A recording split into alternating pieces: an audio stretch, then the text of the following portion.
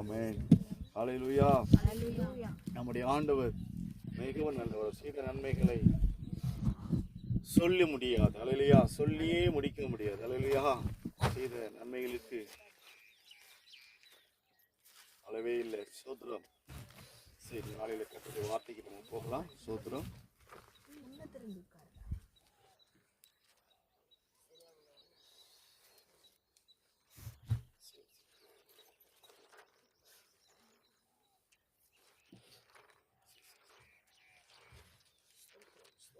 சோத்திரம்.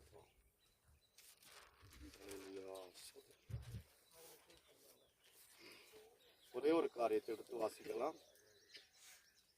நாளில 2 ராஜாக்கள்ல 19வது அதிகாரம்.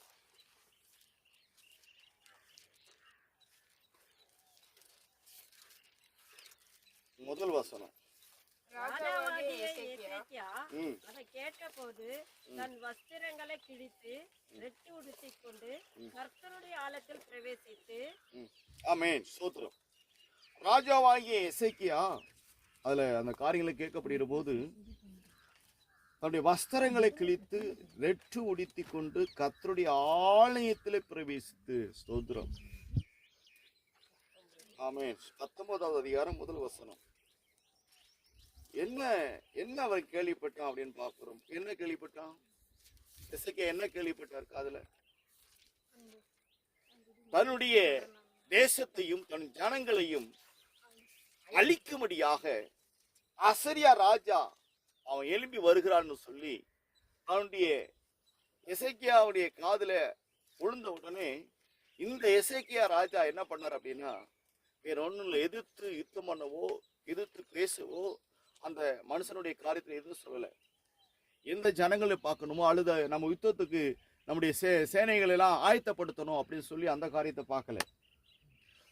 எதிராளி வருகிறான் என்ற உடனே இந்த எசேக்கியா ராஜா பண்ண ஒரு காரியம், ஆண்டவரே எங்களுடைய ஜனங்களை ராஜ்யத்தை அழிக்கும்படி வரான், அசீரியா ராஜா வரான், பரவாயில்ல ஆண்டவரே, பரவாயில்ல ஆண்டவர், உங்களை நாங்கள் நம்பியிருக்கிறோம், உங்களே சார்ந்திருக்கிறோம். அவன் சொல்லியிருக்கிறான், இஸ்ரவேல் ஜனங்கள் நம்புகிற தெய்வங்களை அக்கினினாலே சுட்டரிப்பே சொல்லி அவன் தண்டனமான எண்ணங்களை சொல்லி அவனுடைய வார்த்தைகளை சொல்லி உங்களை நிந்திக்கிறான் சொல்லி அவ்விதமாய் அந்த காதுல கேட்ட உடனே அவன் தன்னுடைய ஜீவியத்தில் இருக்கக்கூடிய ராஜாவின் வஸ்திரத்தை என்ன பண்ணானா? எசேக்கியா ராஜா எந்த வஸ்திரம் போட்டுப்பாரு? ஆமா, எல்லாரும் பயன்படுத்துற வஸ்திரம் இல்லை, எல்லாரும் காட்டிலும் விலை உயர்ந்த வஸ்திரம். அல்லேலூயா. அந்த விலை உயர்ந்த வஸ்திரத்தை என்ன பண்ணாராம்? கிழிச்சிட்டாரு. கிழிச்சிட்டு தேவனுடைய ஆலயத்துக்கு முன்னாடி என்ன பண்றாராம்?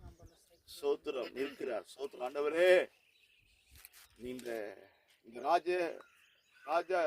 ராஜாங்கிற ஸ்தானத்தையும் இந்த வஸ்திரத்தை நீங்க கொடுத்தீங்கப்பா, நீங்க கொடுத்தீங்க, எனக்குடைய மேன்மையை நீங்க கொடுத்தீங்க.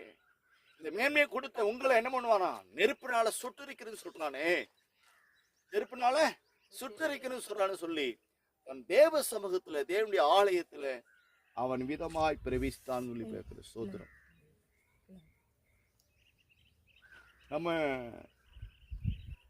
நல்லா புரிஞ்சுக்கொள்ளுங்க. நம்ம எங்க ஆண்டவருடைய ஆலயத்துக்கு வரும்போது எப்படி வரோம்?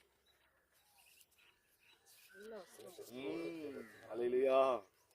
நம்ம நல்ல வஸ்திரத்தை உடுத்திட்டு வரோம். ஆனா இவன் நல்ல வஸ்திரத்தை, தேவன் கொடுத்த வஸ்திரத்தை கிழிச்சிட்டு ஆலயத்தில் பிரவேசித்தான். அல்லேலூயா.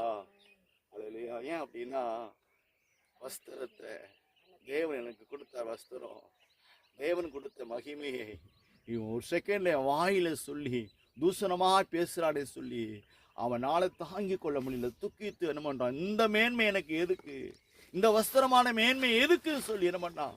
அதை கிழிச்சு போட்டுட்டு தேவனுடைய ஆலயத்துக்குள் அவன் பிரவேசித்தான். சோத்ரம். அப்படி பிரவேசித்த போதுதான் நடக்கிற ஒரு காரியம். வாசிப்போம் அந்த 2வது வசனம். அரமனை விசாரிப்புக்காரனாகிய எலியாக்கிமையும் சம்பிரதியாகிய செப்னாவையும் ஆசாரியர்களின் மூப்பரையும் ஆமோத்சின் குமாரனாகிய ஏசாயா என்னும் தீர்க்கதரிசியின் இடத்துக்கு இரட்டு உடுத்தி கொண்டவர்களாக அனுப்பினான். பாத்தீங்களா? இவன் மட்டும் இல்ல என்ன பண்றான்? அரண்மனை விசாரிப்புக்காரனாகிய எலியாக்கிமையும் சம்பிரதியாகிய செப்னாவையும் ஆசாரியனுடைய மூப்பரையும் ஆமோத்தினுடைய குமாரனாகிய ஏசா, தீர்க்கதரிசியா இருக்கக்கூடிய ஏசையா, அந்த தீர்க்கதரிசி என்ன பண்ணாராம்? என்ன பண்ணாங்களா? ரெட்டு உடுத்தி கொண்டு இப்படியாய் அனுப்பினார். சோத்ரம். அல்லேலூயா. தான் மட்டும் இல்ல, தன்னை சார்ந்திருக்கிற, தான் தெரிந்திருக்கிற அரண்மனையில் இருக்கக்கூடியவர்கள் யாரை நம்புறான்? தீர்க்கதரிசி எல்லாருமே சேர்ந்து ரெட்டு உடுத்தி கொண்டு அனுப்பினான்னு சொல்லப்பட்டிருக்கு. சோத்திரம். அப்ப ஆண்டுடைய சமூகத்துல வருகிற அந்த இடத்திற்கு இவன் தேவ சமூகத்தை எந்த அளவுக்கு எசேக்கியா ராஜா கனம் பண்ணுகிறார். சோத்திரம்.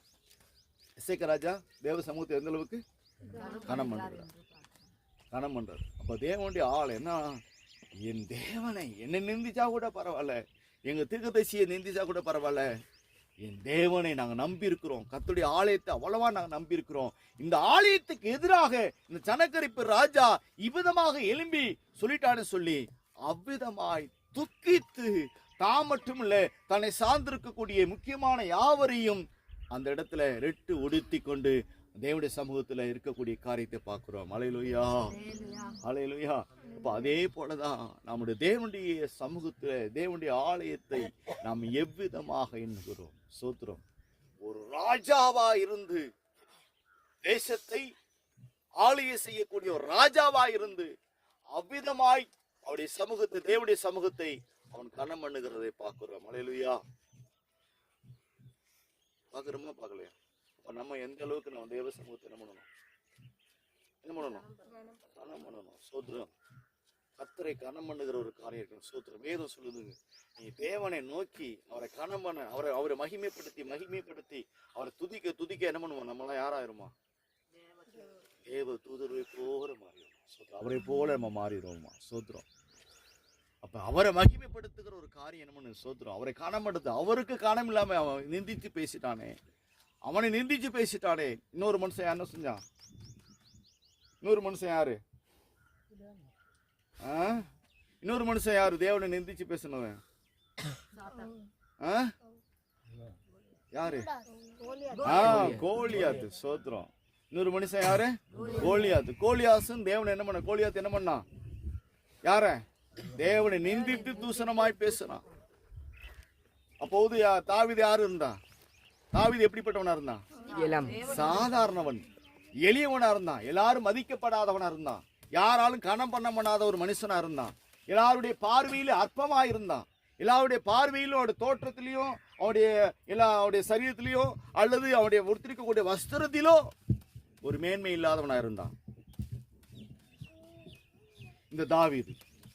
ஆனா யாரு அங்கேயும் சொல்லப்பட்டிருக்குது, தாவீது என் தேவனை நிந்தித்து பேசுறானே, இவன் யார் அப்படின்னு சொல்லி இந்த கோலியாத்த இந்த தாவீது என்ன பண்ணாரு?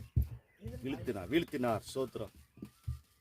காரணம் தேவன் மேல வைத்திருக்கிற ஒரு பற்றுதல். சோத்திரம். கர்த்தர் மேல் வைத்து, அதே போலதான் அந்த எசேக்கியா ராஜா தேவ சமூகத்து மேல வைத்திருக்கிற ஒரு பற்றுதல், தேவன் மேல வைத்திருக்கிற ஒரு பற்றுதல் இருந்தது. சோத்திரம். அதே போல நம்முடைய ஜீவியத்துல கர்த்தர் மேல ஒரு பற்றுதல் இருக்க வேண்டும். சோத்திரம். தேவ சமூகம் என்பது தேவனை மகிமைப்படுத்துகிற ஒரு காரியம், தேவனை உயர்த்துகிற ஒரு காரியம். அந்த இடத்துல நாம் நிற்பமானால், அந்த இடத்துல நாம் அந்த ஸ்தானத்துல நாம் இருப்போமானால் கர்த்தர் நம்மளையும் உயர்த்துவார். சோத்திரம். அல்லேலூயா. பாருங்க, உலகப்புறமாக உலக மனிதர்கள் எந்த அளவுக்கு உயர்ந்திருந்தாலும் கடைசியில் ஒண்ணுமே இல்லை. சோத்திரம். பைபிள் சொல்லுது எத்தனையோ ராஜாக்கள் இருந்தாங்க, எத்தனையோ காரியம் இருந்தாங்க. ஆனா தேவனை அண்டி இருந்த மனுஷர்கள் மட்டும்தான் பைபிள் இது வரைக்கும் கற்றுக் கொடுக்குது, நமக்கு கற்றுக் கொடுக்குது. அதே போல உலகத்துல பாக்குறோம் எவ்வளோ பெரிய மேன்மை இருந்தது. உலகத்துல எத்தனையோ பேர் பாக்குறோம், நிறைய பேர் நம்ம கண்ணுக்கு தெரிஞ்சு எத்தனையோ பேர் மேன்மையானவர்கள் இருந்தாங்க. பூமியில வாழ்ந்தவர்கள் எத்தனையோ பேர் சோத்திரம் செழிப்பா வாழ்ந்து இருந்தாங்க. ஆனா மரித்த பிறகு அது பிறகு என்ன இல்லை, அதோட போச்சு, அன்னைக்கோட போச்சு. அந்த லாஸ்ட் ஊர்வலம் போதுல அதோட முடிஞ்சு போச்சு. சோத்திரம். ஆனா கர்த்தருடைய பிள்ளைகளா இருக்கிற நமக்கு அந்த மேன்மை என்றென்றைக்கும் வாழ்ந்தாலும் இந்த பூமியில இருந்தாலும் சரி, இந்த பூமியை விட்டு நம்ம கடந்து போனாலும் சரி, அந்த மேன்மை நம்மளை அண்டியே இருக்கும். ஸ்தோத்திரம். அதான் பரிசுத்த வேதம் சொல்லுது. இந்த எசேக்கியா ராஜா குறித்து இன்னும் நம்ம பேசிக்கிட்டு இருக்கிறோம். ஏன் பேசும் அப்படின்னா, இந்த எசேக்கியா ராஜா தேவ சமூகத்துல அவன் தேவனை நிந்தித்து பேசுகிற நிமித்தமாய் அவன் தேவனுடைய ஆலயத்துல அவனுடைய விலை உயர்ந்த வஸ்திரத்தோடு கிழித்துட்டு தேவ சமூகத்தில் நிற்கிற மனுஷனாக பார்க்கிறோம். ஸ்தோத்திரம். அப்ப அப்படியாப்பட்ட ஒரு காரியம் நமக்குள்ள இருக்கணும். ஸ்தோத்திரம்.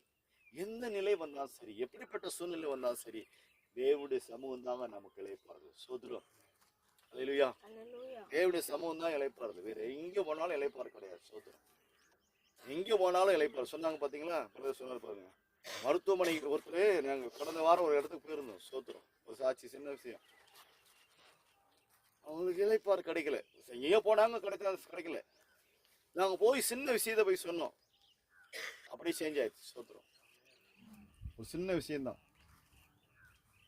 அங்கே இளைப்பாரு. ராணிப்பேட்டைக்கு ஒரு இடத்துக்கு போனோம். அங்கே வேற விஷயமா போனோம். புளித்து விஷயமா போனோம். அங்கே ஒருத்தர் சந்திக்க மீட் பண்ணோம். மீட் பண்ணும்போது அங்கே பார்த்தா அவ்வளோ பெரிய காரியம். அந்த ஒரு சின்ன விஷயத்த சொன்னோம். அப்படியே நம்ம பல மடங்கு ஆகி என்ன வச்சு சரிசரமாகி இன்னைக்கு நல்ல ஆரோக்கியமா சுகபத்திரமா ஆரோக்கியமா சுகமா இருக்காங்க. ஸ்தோத்திரம். உடனே சமாதானம் உண்டாயிட்டு. இப்போ நாளைக்கு அந்த ஒரு கம்பெனியை ஓப்பன் பண்றதுக்கு வாங்க அப்படின்னு மறுபடியும் கூப்பிட்டுருக்காங்க. ஸ்தோத்திரம். இதுதான் ஆண்டவர். ஸ்தோத்திரம். கலங்கி போயிருந்தாங்க. எதிர்பாராம அந்த சூழ்நிலை போய் சந்திச்சோம். கத்தனம்னார். ஸ்தோத்திரம். அங்கே ஒரு சமாதானத்தை உண்டு பண்ணி ஒரு ஆரோக்கியத்தை உண்டு பண்ணினார். ஸ்தோத்திரம். இப்போ என்ன பண்ணுங்க, நீங்க இன்னொரு கம்பெனி ஓப்பன் பண்றோம், நீங்க வரணும் அப்படின்னு சொல்லிக்கிறாங்க. இதே அப்படின்னா தேவன் அவங்க தேவ சமூகம் தான் அவங்களுக்கு இளைப்பாறுது. அவங்க வேற விதமா நம்பிக்கிட்டு இருந்தாங்க. வேற காரியமா வேற விஷயமா போயிட்டு இருந்தாங்க. ஆனால் நம்ம போய் நிற்கும் போது இல்லைங்க அதெல்லாம் வேணாம், இதுதான் கரெக்டுன்னு சொல்லி தேவனு கத்துறதான் வேணும். ஆண்டவர் பிடிச்சிக்கோ, இது ஆண்டவர் தான் இளைப்பாத்துறோம் சொல்லணும்னாச்சு. கடைசியில் என்னாச்சு? கத்துறவங்க இளைப்பாறு தந்துட்டார். சோத்திரம். அதுதான் நமக்கு வேணும். தேவனுடைய சமூகம் தான் ஒரு மனுஷனுக்கு இளைப்பாறுதலையும் சமாதானத்தை கொண்டு வர முடியும். இந்த எசேக்கியா ராஜா தேவனுடைய ஆலயத்தில் இவ்விதமாய் பிரவேசித்து மித்தமாய் இவன் தேவனுடைய ஆலயத்துக்குள்ள பிரவேசித்தான். நான் என்ன சொல்ல வரேன்னா அந்த பாயிண்ட் தான். சோத்திரம். சொன்னவன் தேசத்துக்குள்ள உள்ள வந்தானா? இதாங்க வேற விஷயம், வேற ஒண்ணுமே இல்லை.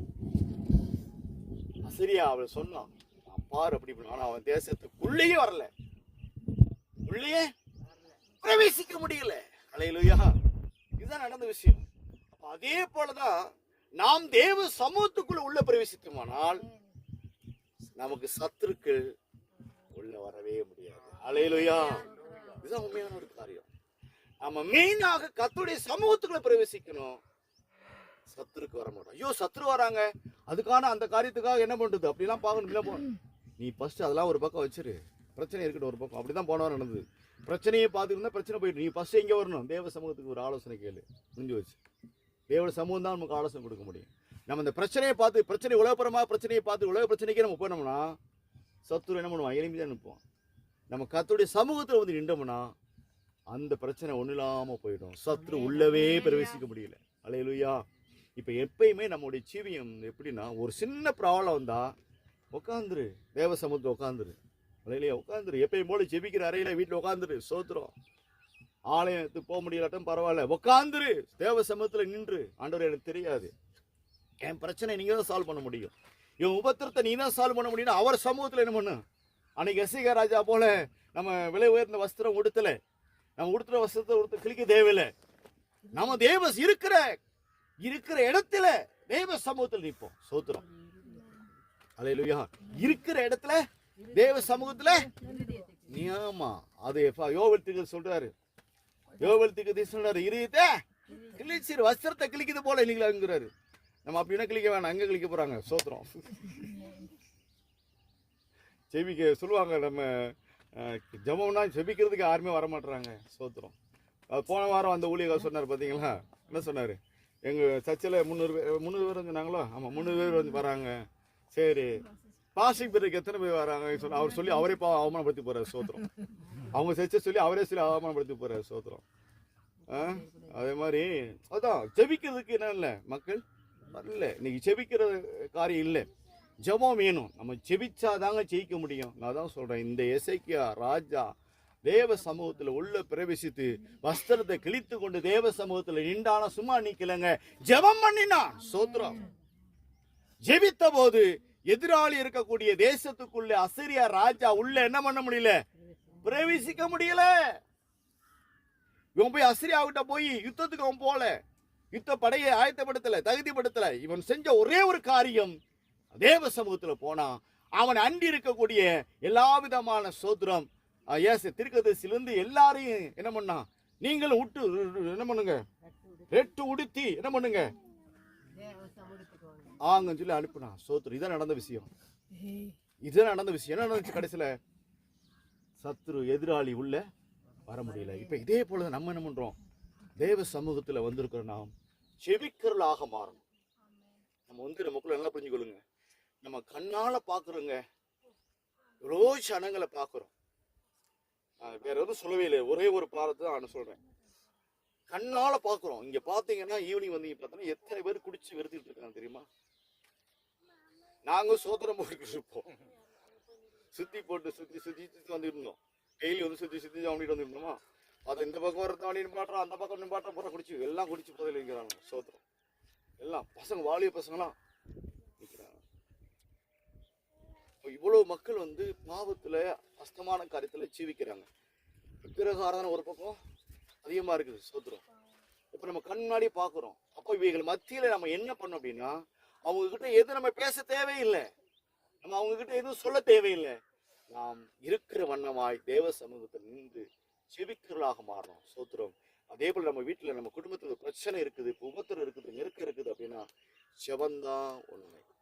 செவந்தான் அதுக்கு பதில் கொண்டு வரும். செவந்தான் அதுக்கு பதில். எசேக்கியா ராஜாவும் அதுதான் கற்றுக் கொடுத்துக்கிறார். சோத்திரம். ஏங்க அதை விட இன்னொரு காரியம் பண்ணிக்கிற. சோத்திரம். எசேக்கியா ராஜாட்ட இந்த ஏசியா தீர்க்கதரிசி என்ன செய்யறாரு அப்படின்னா, இப்ப நீ செத்து போயிருவப்பா, இப்ப நீ செத்து போயிருவ, எல்லா காரியங்களையும் என்ன பண்ண, நீ ஒழுங்கு பண்ணிக்க, எல்லா காரியத்தையும் ஒழுங்கு பண்ணிக்க அப்படின்னு யார் சொல்றா? தேவனுடைய ஊழியக்காரர் ஏசாயா தீர்க்கதரிசி. அந்த மனிதன் சொன்ன பிறகு செத்து போயிடும் தெரியுமில்ல அவருக்கு. யாருக்கு? எசேக்கியா ராஜாவுக்கு தெரிஞ்சு போச்சுல, நான் செத்து போயிருவேங்கிறது. இவர் என்ன பண்ணல, செத்து போயிருவேங்கிற எண்ணம் அவருக்குள்ள என்ன வரல, என்ன வரல, நான் செத்து போயிருவேன், நான் மறிச்சு போயிருவேன் அப்படிங்கிற எண்ணம் அவருக்குள்ள வரல. என்ன வந்து தெரியுமா, அப்ப கூட என்ன பண்ணாரு? சோத்திரம். இதுதாங்க, இதைத்தான் செஞ்சாரு எசேக்கியா. செத்தாலும் சமூகத்துல சாகணும் சொல்லி நிற்கிறார். சோத்திரம். இந்த ஒரு காரியம் நமக்குள்ள வரணுங்க. அதனாலதான் எசேக்கியா ராஜாவை நம்ம இன்னும் அதை குறித்து பேசிட்டு இருக்கோம். செத்தாலும் சமூகத்துல சாகணும் அப்படின்னு சொல்லி இருக்க போது, சொன்ன வாய் முத்தத்துக்கு போல, வாசலுக்கு போல, சொன்ன வாய் முத்தத்துக்கு கடந்து போல, கேட்ட கடந்து போல.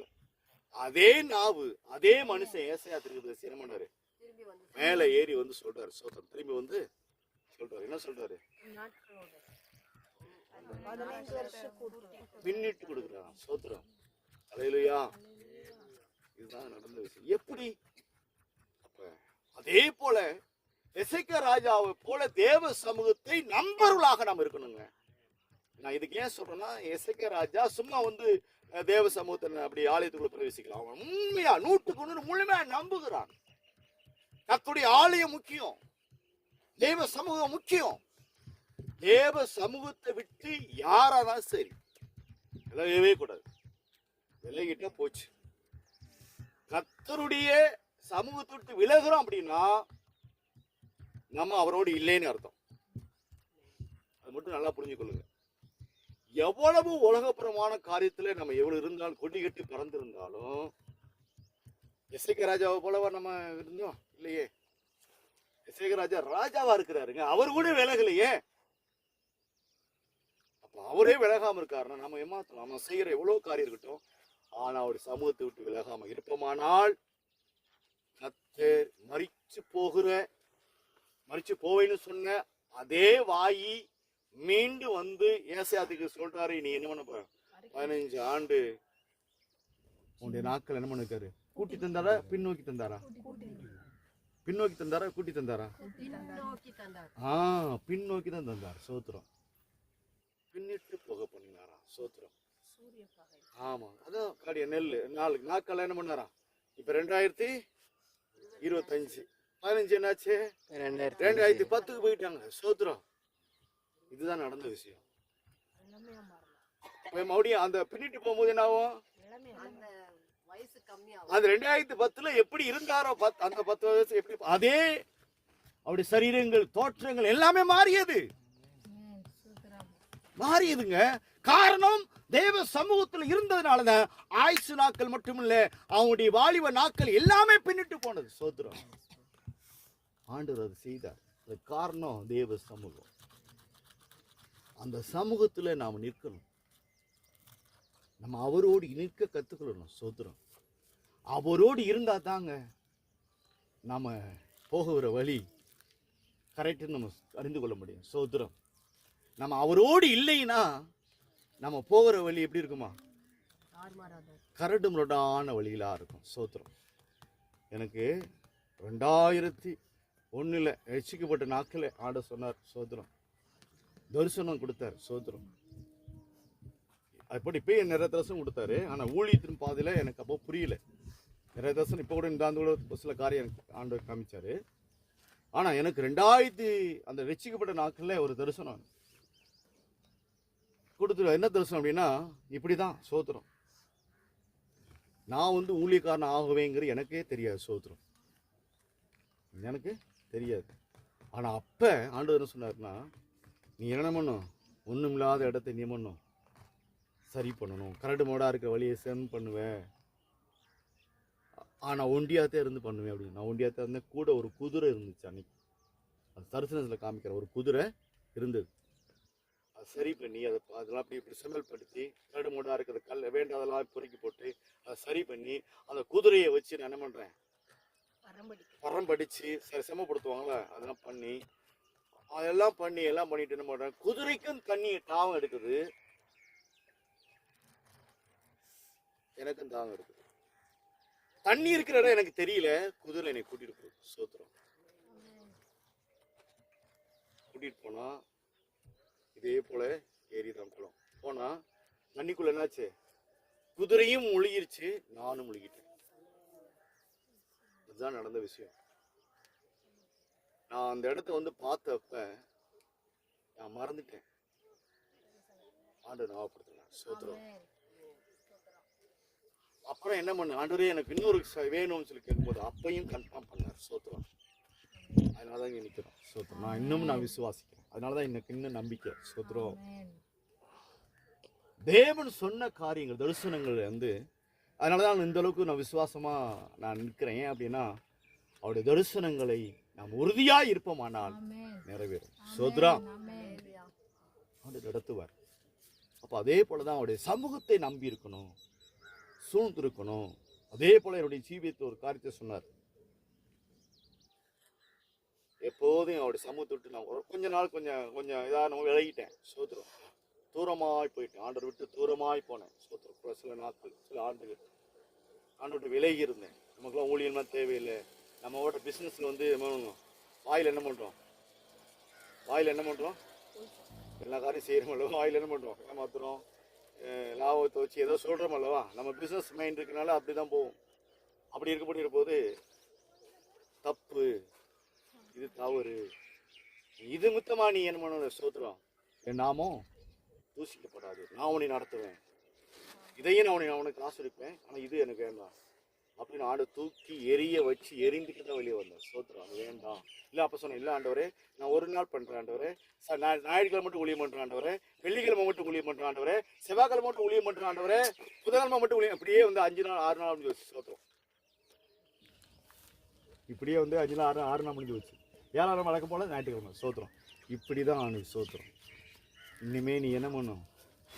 எனக்கு தான் வேணும்னு சொல்லி உரிமையாக்கி கொண்டார். சோத்திரம்.